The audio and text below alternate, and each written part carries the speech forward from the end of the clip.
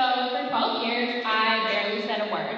I didn't want to raise my hand in class. You couldn't pay me to be in groups of people I didn't know. And I just generally wanted to be invisible. I got this label because of that. This label stamped across my forehead for those 12 years.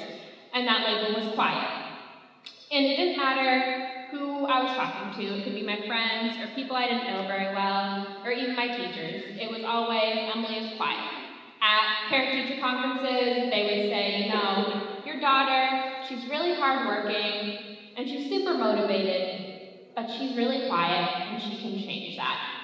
Because, teachers always have to get that little, she can change that thing in there, or you can change that. So that was my thing. It was that I'm quiet, I need to be someone else. And because of that, my senior year, I knew my goal going into college would be that I wanted to not be quiet anymore. I wanted to redefine that label, redefine who I was.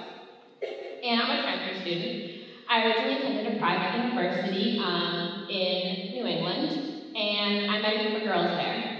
And these girls were loud and in your face, and they got talked to by all the boys, and got invited to all the parties, and I was like, wow.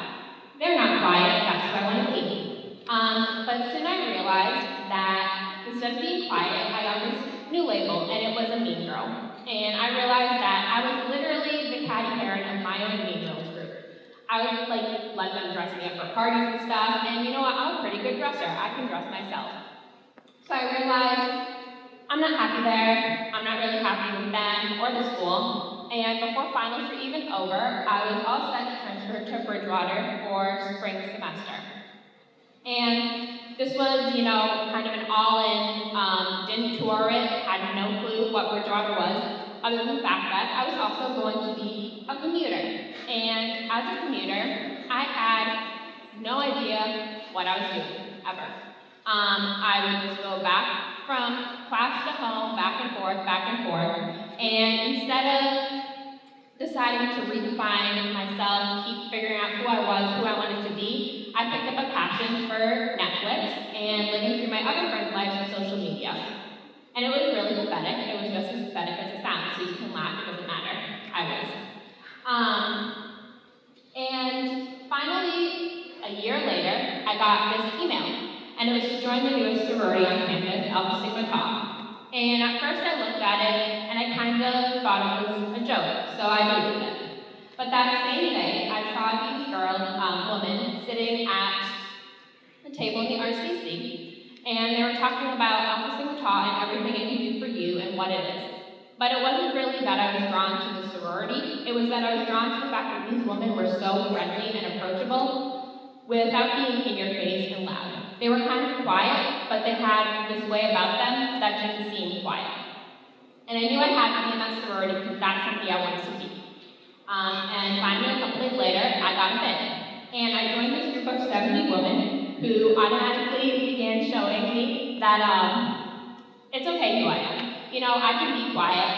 I can be a bunch of different things. It doesn't matter.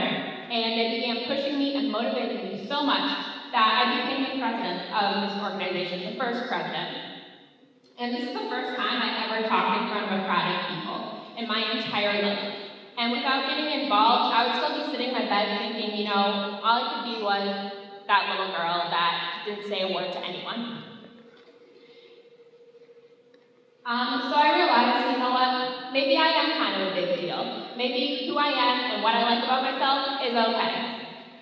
And I also realized the people that I surround myself with, they're the same. What makes them is fabulous and it's great. And I might not be able to be that type of person, but I can appreciate that in them. And I've gotten opportunities to meet other women all across the nation. This was at a convention, all ASTs, before I could even be a group of people that I didn't know. And now I'm meeting thousands of women from across the nation. I began getting more involved in Greek life in general here, and meeting people in Greek life this was at a convention from all over New England, and figuring out what makes them who they are and what makes them happy to be who they are. And this all kind of leads up to this past May, I got one of the biggest honors ever, which was Panhellenic Woman of the Year. And I'm not saying that to like rub it in your face, like, I got an award, look at me, you should listen more. No. It's because, you remember that little girl? Well, that's who she turned into. Because of involvement and because I decided to put myself out there and no longer be defined as somebody who was quiet based on what other people's definition of quiet was. I got these awards and this opportunity to meet so many great men and women all over campus. So, you might be sitting here and you might be thinking, you know, I get it, but I like who I am. I don't really need to change. And you know what? That's awesome. I'm glad you're happy. I honestly am glad you're happy with who you are. With that being said, Bridgewater, your college experience is not the 13th grade. You have a blank canvas. You have an ability to start over. You have an ability to be a better version of yourself. Become somebody that you're genuinely happy with every single day and who really gets out there and does things that you want to do that maybe in high school people thought that you weren't good enough for. So this is what my campus turned out to be. And I realize that I'm quiet, but that's okay. You know what? It's how I show other people, how I define quiet to other people that matters. I've also realized as a woman in my involvement that I'm strong and I'm a leader. And sometimes I nag them a lot and they call me mom, but that's okay.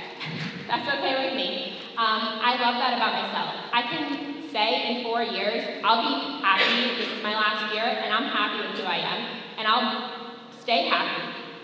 But I'm challenging you to just keep working, keep getting involved, and actually be somebody that you're happy with, because these 4 years are gonna fly by, and I don't want you sitting here thinking, you know what, I didn't get involved, and I didn't have